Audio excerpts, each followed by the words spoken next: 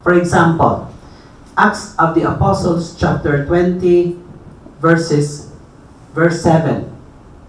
On the first day of the week, when we gathered to break bread, Paul spoke to them because he was going to leave on the next day. And he kept on speaking until midnight. Ang haba ng homily, no? Until midnight. Because the context was the Mass. That was the first name of the Mass, the breaking of the bread, the fractio panis. Before it will be called Mass, it was called the breaking of the bread because that's what Jesus did and said, do this in memory of me. And the Christians would gather on a Sunday to celebrate the Mass. And here we have Paul preaching and preaching until midnight. In fact, he spoke so long that a man fell asleep and fall. No? In fact, if you read the continuation, for curiosity's sake, this is what we can read. There were many lamps in the upstairs room where we were gathered, and a young man named Eutychus, who was sitting on the window sill, was sinking into a deep sleep as Paul talked and talked. Once overcome by sleep, he fell down from the third story. And when he was picked up, he was dead. Ang haba ng homily. Sa ating 10 minutes pa lang, tumitingin natin sa sarilo. Si Father, 10 minutes na. Ito, haba until midnight. Nahulog, nakatulog na nga si Eutychus. Paul went down, threw himself upon him, and said as he embraced him, "Don't be alarmed, there is life in him." Then he returned upstairs, broke the bread, and ate. After a long conversation that lasted until daybreak, he departed, and they took the boy away alive, and were immeasurably comforted. Nabuhi din po. Paul resurrected him from the dead. So it's good to read Acts of the Apostles chapter 20 verses 7 to 12. Pag humahabang humili pa, basahin nyo ito para after midnight the following day pa. No? Ang haba. Okay. So, you see, what am I trying to point out here is you could see now that transition, no? From the Old Testament, from the very strict observance of the no work rule. In fact, the punishment was death by stoning, until God becoming fed up with their Shabbat and saying, I don't want your Shabbat anymore. I don't like that. I don't like your celebration. And the coming of Jesus and giving us a new day to come together. So, the day of worship will no longer be Saturday, but Sunday, because this is the day that the Lord has made. The resurrection of Jesus will be a new creation. We are recreated. The whole world was renewed in the resurrection of Jesus Christ. But also, what is the value, the importance of the 8th day or the first day? And why is it that Jesus chose to rise from the dead on a Sunday?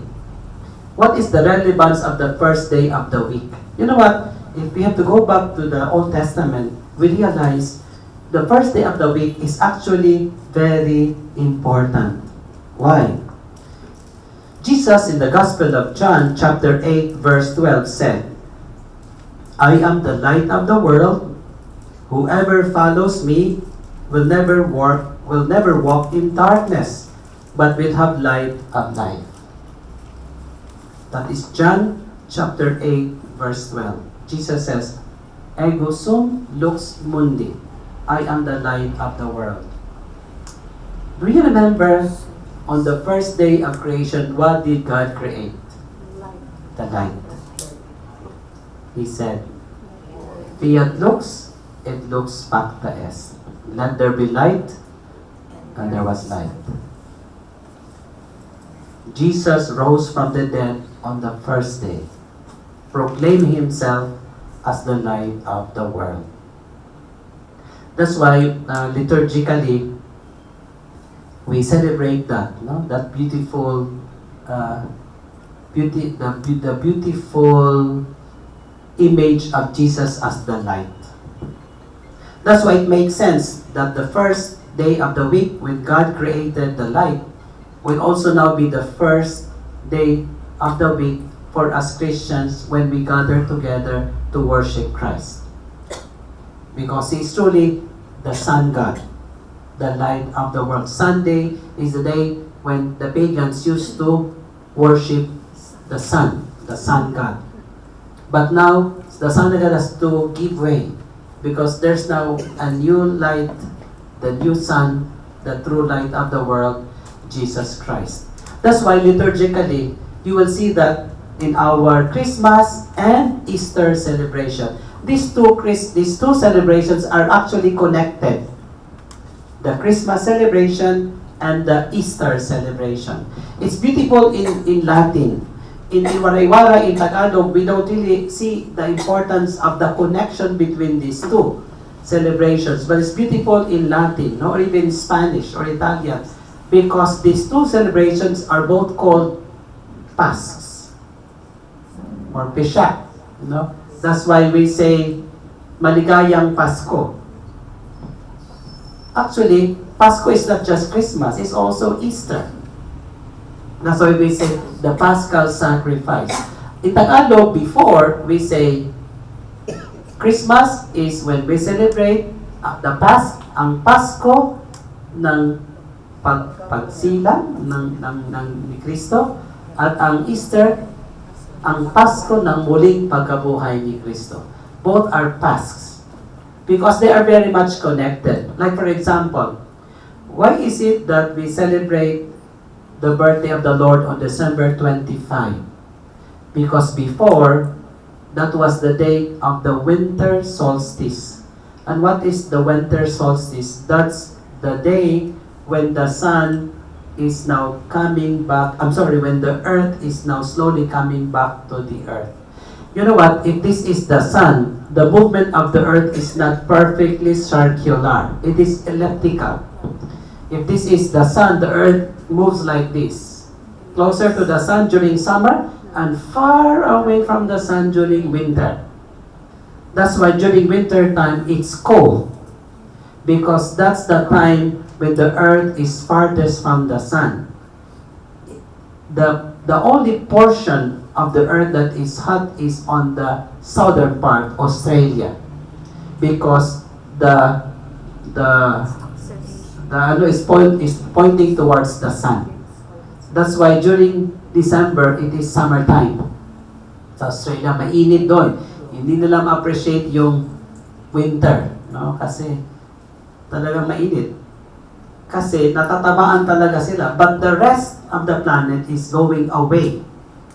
But on December 25, the earth is now on its way back. And it will move closer, closer, closer until springtime when we celebrate Easter. That's why the movement from December to Easter is the movement when the light becomes when the daylight becomes longer and darkness becomes shorter. And that's the reason why Holy Week is movable. There's no fixed day. Kaya nga some people ask me, how is it, Father, that when we celebrate the birthday of the Lord, we always celebrate it on December 25. But when we celebrate His death anniversary, His Holy Week, the Holy Week, there's no fixed date. Sometimes it's in April, sometimes it's in March. Ano ba talaga? Ba't ganon? Why it's moving? Diba, namatay ang si Kristo sa isang araw, specific day. Why do you have to be moving the celebration of the Easter season? The reason why, while it is true that the birthday of Jesus is fixed, but His death anniversary is not fixed, is because Easter should take place on the first full moon of springtime. That's why you will notice Holy Week, there's always a full moon. Because of the meaning of Christ as the light of the world.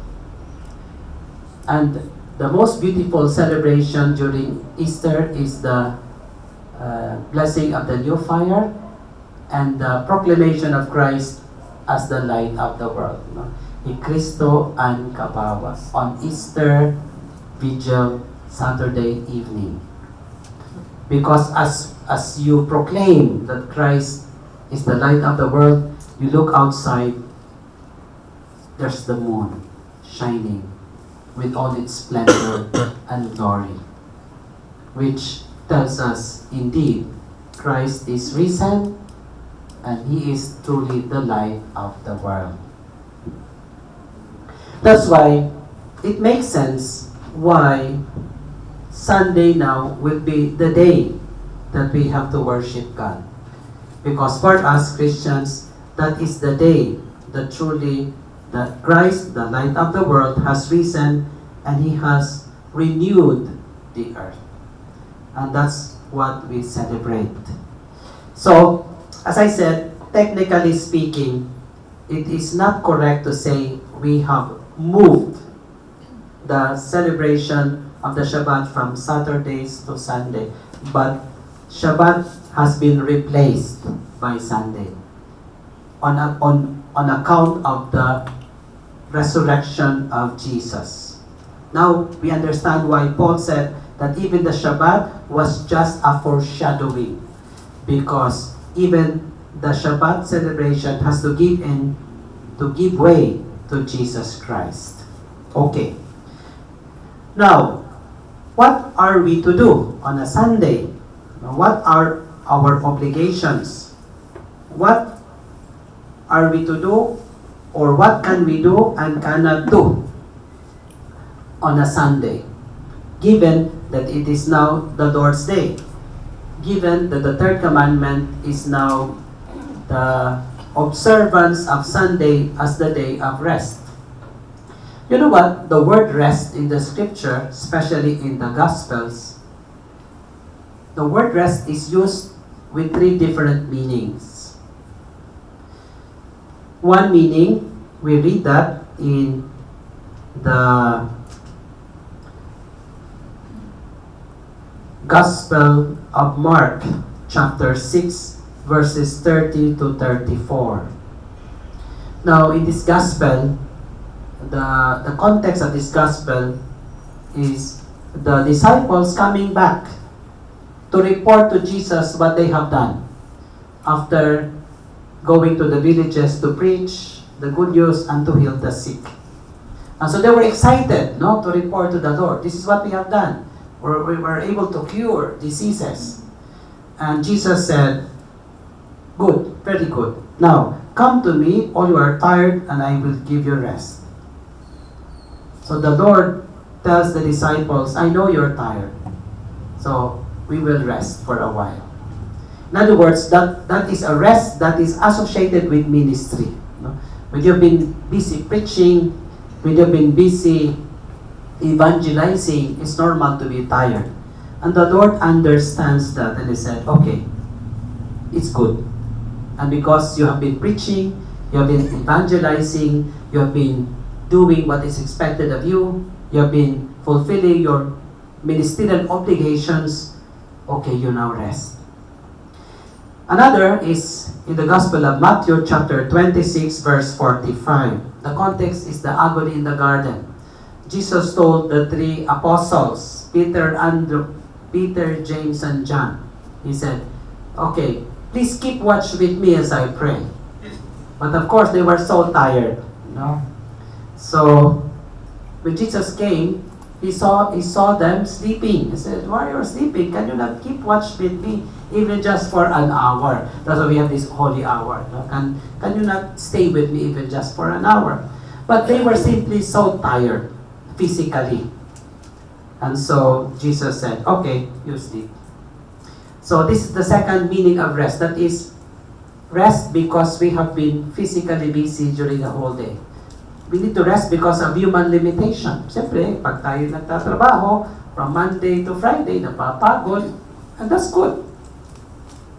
In fact, one reason why Jewish people are very productive people is because they can only rest on the Shabbat if they have worked from Monday to Friday.